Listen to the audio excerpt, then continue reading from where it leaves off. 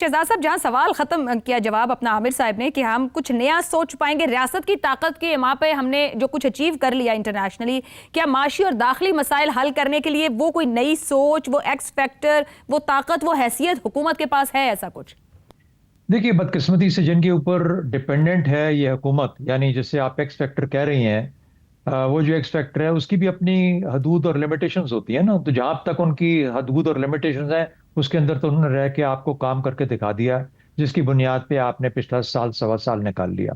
लेकिन कहा जाता है कि तमाम सियासत जो होती है, तमाम पॉलिटिक्स लोकल हुआ करती है। और लोकल पॉलिटिक्स का मतलब ये होता है कि सियासत जो है उसने मईशत जिस तरीके से चलानी है, जिस गवर्नमेंट ने, जो सियासी गवर्नमेंट ने मईशत जो चलानी है, वो ही उसकी प्राइमरी प्राइमरी जिम्मेदारी है, उसकी अव्वलीन जिम्मेदारी वो होती है। अब प्रॉब्लम क्या है कि 2050 में, आज ही की अखबार में खबर है कि 40 करोड़ हमारी आबादी हो जाएगी पाकिस्तान की। जी। और उस 40 करोड़ में से 25 करोड़ लोग नौकरी के उम्मीदवार होंगे। आपको उनको नौकरी देनी पड़ेगी 2050 के अंदर 25 करोड़ लोगों को। अच्छा, अब उसके साथ ही एक और मसला ये बताया जा रहा है आज ही के अखबार में, वो ये कहा जा रहा है कि आपकी जो मईशत है वो मुकम्मल तौर पर, रेवेन्यू आपकी जनरेशन इंपोर्ट्स के ऊपर है, एक्सपोर्ट्स पे नहीं है। एक्सपोर्ट्स बहुत कदरे बहुत तेजी से गिरती जा रही हैं और इंपोर्ट्स बढ़ती जा रही हैं। अच्छा, जब ऐसा मामला होता है और एक्सपोर्ट्स यानी आपकी प्रोडक्शन नहीं हो रही, पैदावार नहीं हो रही, तो नौकरियां नहीं बन रही। तो वो जो आपने 25 करोड़ 2050 में नौकरियां देनी है वो किस तरीके से देंगे? दूसरी बात, देखिए, जब हुकूमतें फॉरेन पॉलिसी पे ज्यादा तवज्जो देना शुरू कर दें हुकूमतें, तो इसका मतलब है कि वो जो आपकी डोमेस्टिक पॉलिसी है, चाहे उसमें मुआशी है, चाहे कोई और वजूहत है, उसमें फेल हो रही है। तो फेल्ड गवर्नमेंट जो होती हैं, वो सबसे उनका आखिरी हथियार क्या होता है कि वो फॉरेन पॉलिसी पे वो फोकस करना शुरू कर देती हैं। बाहर के दौरे शुरू कर दिए, वहां पे जाके दिखाया कोई एक्टिविटी, वहां लोग रिसीव कर रहे हैं, वहां से आ रहे हैं। तो एक ऐसा एक एक एक, एक मंजर पेश करते हैं जिस तरीके के ये हुकूमत बहुत काम कर रही है। अब ये साल सवा साल तो हमने गुजार लिया फौजी परफॉर्मेंस के ऊपर, हमारी मिलिट्री की परफॉर्मेंस के ऊपर, और उसके बाद फिर ये जब से ईरान की वॉर स्टार्ट हुई, तो एक आपकी क्रेडिबिलिटी जो थी उसने वो आपको खींच के यहां तक ले आई। लेकिन वो मियाद अब खत्म होती जा रही है। आवाजें सुनिए क्या क्या आ रही हैं। अमेरिका से आवाज क्या हो गई, और ये कोई नई चीज नहीं है। 1990 में प्रेस्लर ने भी यही जब आया था तो यही किया था उस वक्त। आज क्या आवाज है कि आज ये है कि आपके अड्डे जो है वो ईरानी जहाजों को लेके बैठे हुए। लिंडसे ग्रैहम बात कर रहा है जो कि ट्रंप का बहुत करीबी है। तो मुझे तो इससे खतरा महसूस होता है कि जिस तरह जब हमने 1989 में सोवियत यूनियन को बाहर फाइनली हमने मिलके, अमेरिका ने हमारे साथ मिलके उसको बाहर धकेल दिया, तो हम पे प्रेस्लर अमेंडमेंट लागू होगी। अब इस ईरान वाले मामले के ऊपर मुझे नहीं पता ये कहां तक जाएगा।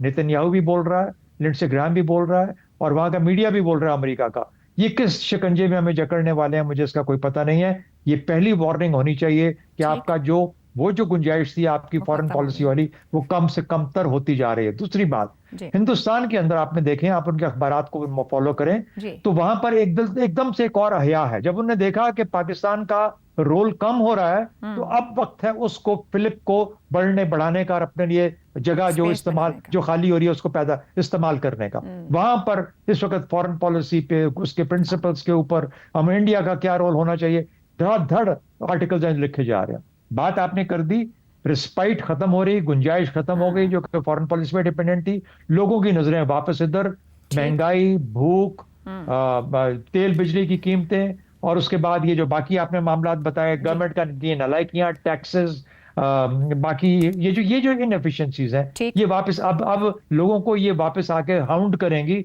और ये लोग बोलेंगे। तो जो दुरुस्त हो गया। गुंजाइश खत्म हो बदकिस्मती से गई। जब तक थी, अब वो मुझे खत्म होती नजर आ रही है। इस गवर्नमेंट को यहाँ फोकस करना पड़ेगा ताकि ठीक वो है। लोगों को सेटिस्फाई करे जो अभी तक सेटिस्फाइड नहीं है। दुरुस्त हो गया। रज़ा रूमी साहब, अभी तक की गुफ्तगू ये बता रही है बिजनेस मॉडल हो, इकोनॉमिक पैटर्न्स हो, या फिर हमारा रिस्ट्रक्चरिंग की ख्वाहिशात हो, सब फेलियर का शिकार हुई। माजी में पाकिस्तान का रोल रहा है अस्करी और सिफारती तौर पर, मगर आलमी तायद के बावजूद हम कुछ गेन अपने अवामी मसाइल या रिस्ट्रक्चरिंग की चीज़ों पर नहीं कुछ हासिल कर सके। कि अब की बार जो स्टेटस पाकिस्तान ने हासिल किया है, कोई माशी मामलात के हल के लिए भी इस्तेमाल हो पाएगा, कुछ हासिल कर सकेंगे, या जो कुछ है यहीं से निकलना है, और क्या वहां फिर कुछ नजर आता है आपको अवाम को देने को? आशा, ये बहुत पेचीदा सवाल आपने किया है, और उसकी वजह ये है कि देखिए, जो ईरान के साथ अमेरिका की मसालेहत और सालिसी का जो बीड़ा पाकिस्तान ने उठाया है, उसमें भी एक बहुत बड़ी वजह पाकिस्तान की मईशत और जो माशी बोझ अवाम पर पड़ रहा है। तेल की कीमतें ऊपर गई हैं दुनिया भर में, लेकिन पाकिस्तान में जब वो ऊपर जाती हैं और उसका जो पूरा नुकसान और असर होता है, आप जानती हैं, हम पहले देख भी चुके हैं कि वो बहुत शदीद किस्म की महंगाई में उसका निकलता है रिजल्ट। और यही वजह है कि पाकिस्तान की ये ख्वाहिश है कि ये ईरान के साथ जंग जल्द अज जल्द खत्म हो, ताकि कम से कम ये जो बड़ा इससे तो थोड़ी सी पाकिस्तान के अवाम को और रियासत को निजात मिले। लेकिन रहा आपका जो लार्जर सवाल है कि देखिए, खारजा पॉलिसी पे जितनी मर्जी आप कामयाबियां हासिल कर लीजिए, असल में अवाम की जो सेटिस्फेक्शन है और अवाम के जो मसाइल हैं रोजमर्रा के, वो रोजगार से ही जुड़े हुए हैं। और जब तक रोजगार मुहैया नहीं होगा, जब तक अफरात ज़र के ऊपर कंट्रोल नहीं किया जाएगा, जब तक सोशल सर्विसेज जो है वो नहीं डिलीवर की जाएंगी मुकम्मल तरीके से, एहसन तरीके से, उस वक्त तक लोगों में बेचैनी भी रहेगी और हुकूमत और रियासत में एतमाद की कमी भी रहेगी। और यही सबसे बड़ा चैलेंज है। देखिए, आज से ये मैंने पहले भी शायद यही बात कही थी इसी प्लेटफॉर्म पे कि इस वक्त हाइब्रिड निज़ाम जो है, इसको किसी किस्म का कोई खतरा नहीं है अंदरूनी, मां सिवाय एक ही महाज पर, और वो है मईशत।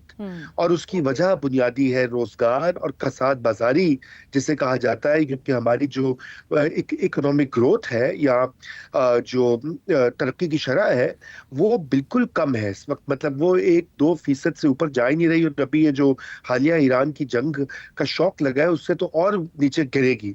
तो इन हालात में जब ग्रोथ ना हो रही हो, इकोनॉमिक ग्रोथ, तो नौकरियां नहीं बनती तो खुशहाली नहीं आती तो बेचैनी होती है। तो ये बहुत ही एक सादा सी बात है, और यही है इस वक्त एक डायलेमा था और अभी भी हुकूमत को लाहक है कि एक दफा को उनको IMF की शराइत पूरी करनी है। देखिए ना, अभी वो ये कह रहे हैं कि ये लेवी लगाने से पेट्रोल के ऊपर और डीजल के ऊपर बजट का खसारा कम हो गया, और तारीखी तौर के ऊपर कभी पता नहीं कितने 20 सालों से खसारा इतना कम नहीं था जितना कि इस वक्त है। मगर मसला ये है कि वो खसारा तो कम हो गया, IMF को तो खुश कर दिया, लेकिन जो पाकिस्तान के अवाम और जो उनके मसाइल और जो उनकी जरूरियात है, वो तो इससे पूरी नहीं होगी, क्योंकि एक ग्रोथ वाली मईशत के लिए हुकूमत को स्पेंडिंग करनी पड़ेगी, डेवलपमेंट स्पेंडिंग करनी पड़ेगी, डेवलपमेंट बजट को बढ़ाना पड़ेगा, और इंफ्रास्ट्रक्चर के जो प्रोजेक्ट्स हैं उनके ऊपर दोबारा काम करना पड़ेगा, ताकि नौकरियां ज्यादा लगे। तो इस वक्त ये एक बहुत बड़ा डायलेमा लाहक है, और मैं समझता हूँ कि इसके ऊपर बहुत मुकम्मल तवज्जो देनी होगी तमाम जो फरीकैन, तमाम पावर सेंटर्स जो है, क्योंकि ये सबसे बड़ा पाकिस्तान की इंटरनल स्टेबिलिटी के लिए एक खतरा है। दुरुस्त हो गया जी। जहां रजा साहब ने बात खत्म की कि रोजगार और कसाद बाजारी का कोई इलाज नहीं मिल रहा, यह चैलेंज है, बड़ा सादा सा सवाल बनता है कि कानून की बालादस्ती और इंसाफ भी पैसों में मिलता है क्या? हुकूमत क्या इंतजामिया वो भी नहीं दे सकते?